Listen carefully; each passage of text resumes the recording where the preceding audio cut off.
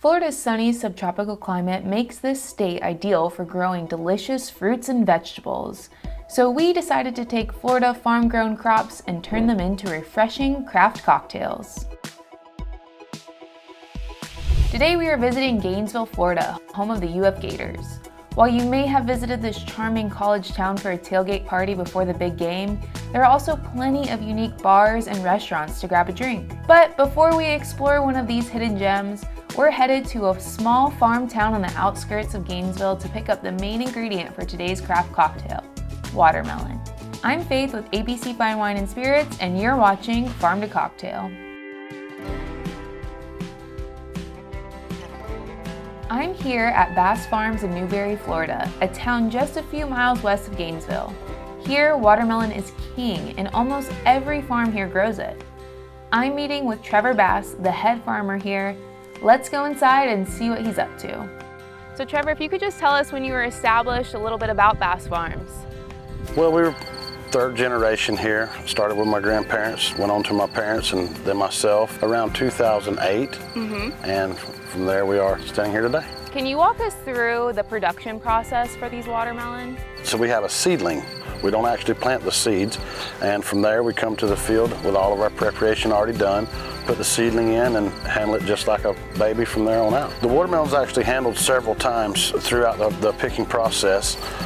You come through start with a knife, such as this. The person clips it off the vine, then they turn it over to where you see the belly. And the belly comes up, lets the pickers know to pick it up. They throw it on the school bus then transports it to the shed.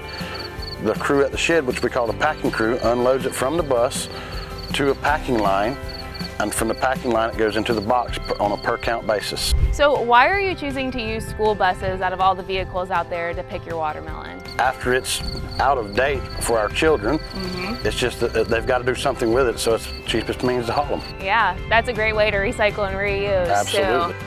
All right, Trevor, well, thanks for showing us around today. We're gonna head out, but can I take a watermelon with us? Choose the one you would like. What's the best one? The juiciest? I like that one right there. Yeah, that one looks good to me. I'll take that.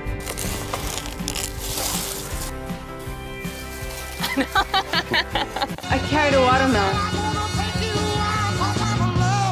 I carried a watermelon. Now that we have our watermelon, I'm headed to a chic local bar in downtown Gainesville called Crybabies. Let's see what kind of cocktail they can whip up with our fresh picked watermelon.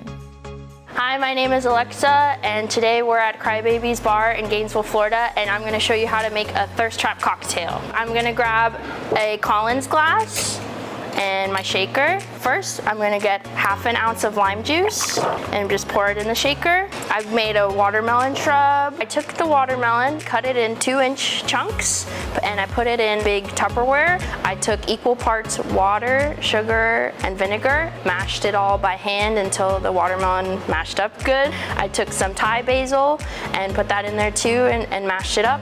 And then I let it sit overnight in the fridge, and then it's ready to go. And I'm gonna add 2 ounces of that and add it to the shaker. And then the last ingredient I'm gonna add to the shaker is 1.5 ounces of Don Q rum, silver rum, a scoop of ice to the shaker, add the top, just shake it for like 15 seconds, and then strain it into the glass. Splash of soda water. Fill it to the top with pebble ice. To garnish it, a piece of Thai basil. I'm gonna express it a little bit. And that's how you make a thirst trap. Wow, that looks amazing. Thank you. Let me give it a try. Okay. Oh my gosh, that is so refreshing. That reminds me of a watermelon push pop that you would just freeze in your freezer and then take out on a hot day.